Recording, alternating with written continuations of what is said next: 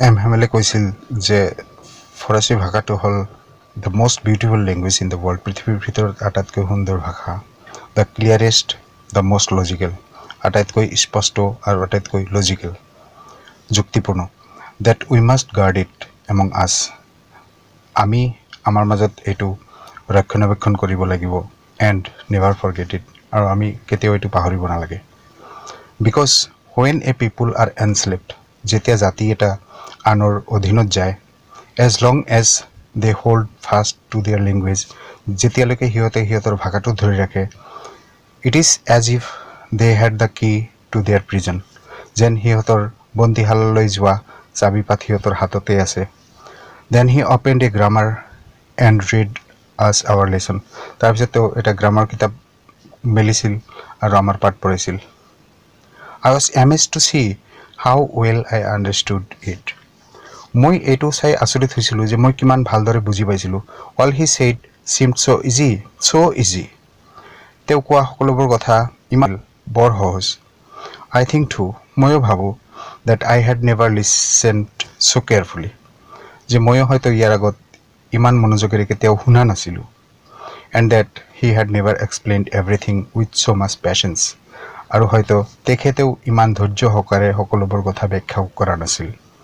It seemed almost as if the poor man wanted to give us all he knew before going away. এইটো এনেকুৱা লাগিছিল যেন এই বেচেৰা মানুহজনে তেওঁ জনা সকলোবোৰ কথা আমাক দিব বিচাৰিছিল গুচি যোৱাৰ আগত, and to put it all into our heads at one stroke, আৰু এক কোবতেই সকলোবোৰ আমাৰ মূৰত সোমাই দিব বিচাৰিছিল. After the grammar, we had a lesson in writing. গ্ৰামাৰৰ পিছত আমাৰ লিখা এটা ক্লাছ আছিল. That day M. Hamel had new copies for us. সেইদিনাখন M. Hamel আমাৰ কাৰণে নতুন বহী আনিছিল. Written in a beautiful round hand. ধুনীয়া হাতৰ আখৰেৰে লিখা আছিল. France Alsace, France Alsace বুলি. France Alsace, France Alsace বুলি. They looked like little flags floating everywhere in the schoolroom. সেইবোৰ এই স্কুলৰ কোঠালিত সৰু সৰু পতাকা ভাহি থকা যেন দেখা গৈছিল. Hung from the rod at the top of our desks. আমাৰ ডেস্কৰ ওপৰত থকা ৰডৰ লগত ওলমি.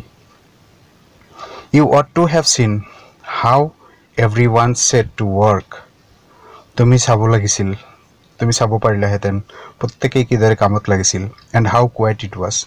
আৰু গোটেইখিনি কিমান নিস্তব্ধ আছিল. The only sound was the scratching of the pens over the paper. একমাত্ৰ শব্দটো আছিল কাগজৰ ওপৰত কলমৰ ঘৰখন. Once some beetles flew in. এবাৰ কেইটামান গোবৰুৱা পোক উৰি ভিতৰলৈ আহিছিল, but nobody paid any attention to them.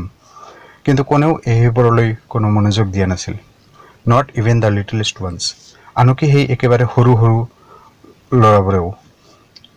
Who worked right. যিসকলে সঠিকভাৱে কাম কৰিছিল. On tracing their fish hooks. সিহঁতৰ সেই মাছ মৰা বৰশী আঁকি আঁকি. As if that was France. যেন সেইবোৰো ফ্ৰেন্স আছিল too. On the roof, the pigeons cooed very low. চালৰ ওপৰত পাৰ চৰাইবোৰে ৰুণ দিছিল একেবাৰে ক্ষীণ মাতেৰে. And I thought to myself, আৰু মই নিজে ভাবিছিলোঁ, will they make them sing in German? যে সিহঁতে সেইবোৰকো জাৰ্মান ভাষাত গান গোৱাব নেকি? Even the pigeons, এই পাৰ চৰাইবোৰকো? Whenever I looked up from my writing, মোৰ লিখাৰ পৰা যেতিয়া মই মূৰ তুলি চাইছিলোঁ, I saw M. Hamel sitting motionless in his chair. মই দেখা পাইছিলোঁ M. Hamele তেওঁৰ চকীৰ ওপৰত একেবাৰে স্থিৰ অৱস্থাত বহি আছিল.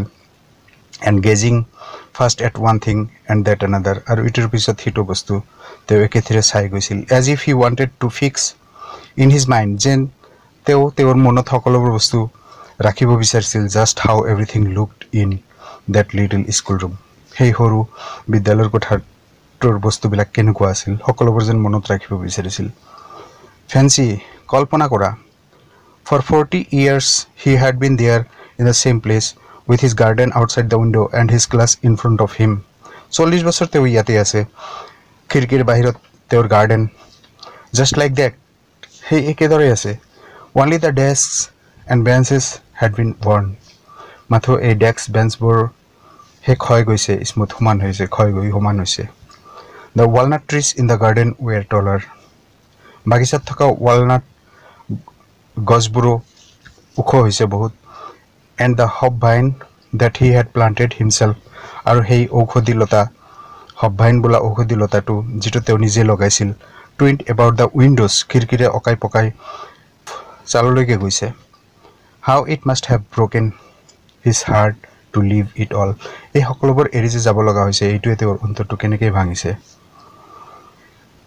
poor man বেচেৰা মানুহ to hear his sister moving about in the room above packing their trunks শুনি আছিল তেওঁৰ ভণ্টিয়ে ওপৰত ট্ৰাংক পেক কৰি আছিল আৰু লৰচৰ কৰি আছিল for they must leave the country next day কাৰণ হিয়তে এই দেশ অহাকালি এৰি যাব লাগিব but he had the courage to hear every lesson to the very last কিন্তু তেখেতৰ প্ৰতিটো পাঠ একেবাৰে শেষলৈকে শুনাৰ সাহস আছিল after the writing we had a lesson in history লিখাৰ পিছত আমাৰ বুৰঞ্জীৰ এটা পাঠ আছিল and then the babies chanted আৰু তাৰ পিছত সৰু সৰু বেবীবোৰে আওৰাইছিল their ba baby bo bu এই শব্দবোৰ down there at the back of the room ঠিক তাতেই কোঠালিটোৰ একেবাৰে পিছৰ ফালে old Hussar had put on his spectacles old Hussare তেওঁৰ হে চশমা পিন্ধি and holding his primer in both hands আৰু দুয়োখন হাতেৰে হে আদি পাঠটো ধৰি পেলাই spelled the letters with them হে সৰু সৰু লৰাছলিবোৰৰ লগত হে বৰ্ণবোৰ তেওঁ বানান কৰিছিল you could see that he too was crying তোমালোকে চাব পাৰিলাহেতেন তেওঁ কান্দিছিল his voice trembled with emotion আবেগেৰে তেওঁৰ মাত কঁপিছিল and it was so funny আৰু এটো ইমান হাঁহি উঠা ধৰণৰ আছিল to hear him তেওঁৰ এইবিলাক শুনাটো that we all wanted to laugh and cry যে আমি সকলো হাঁহিব বিচাৰিছিলো কান্দিব বিচাৰিছিলো how well I remember it that last lesson মই কিমান ভালকে এটো মনত ৰাখিব পাৰিছো এই লাষ্ট লেসনটো all at once the church clock struck 12 হঠাতেই গিৰ্জাৰ ঘড়ীত 12টাৰ ঘণ্টা বাজিল then the Angelus তাৰপিছত Angelus at the same moment ঠিক একে মুহূৰ্ততেই the trumpets of the Prussian সৈন্যসকলৰ হেৰণহিঙ্গা বাজিল returning from drill হিয়তে ড্ৰিলৰ পৰা উভতি আহি আছিল sounded under our windows আমাৰ খিৰকিৰ তলৰ পিনে শুনা গৈছিল M Hamel stood up M Hamel থিয় হৈছিল very well একেবাৰে নিস্তেজ in his chair তেওঁৰ চকীখনৰ ওচৰত I never saw him look so tall মই তেখেতক ইমান ওখ কেতিয়াও দেখা নাই my friend said he তেখেতে কৈছিল মোৰ বন্ধুসকল my friends মই but something shocked him কিন্তু তেওঁৰ গলত কিবা লাগি ধৰিছিল he could not go on তেওঁ ক'ব পৰা নাছিল then he turned to the blackboard তাৰ পিছত তেওঁ blackboardৰ পিনে ঘূৰিছিল to keep of chalk এটুকুৰা চক লৈছিল and bearing on with all his might আৰু তেওঁৰ গোটেইখিনি শক্তি লগাই he wrote as large as he could যিমান ডাঙৰকৈ পাৰি লিখিছিল vive la France বুলি that means long live France then he stopped and leaned his head against the wall তাৰ পিছত তেওঁ থামি গৈছিল আৰু মূৰটো আহুজিছিল দেৱালৰ লগত and without a word আৰু কোনো শব্দ নোহোৱাকৈ he made a gesture to us with his hand school is dismissed you may go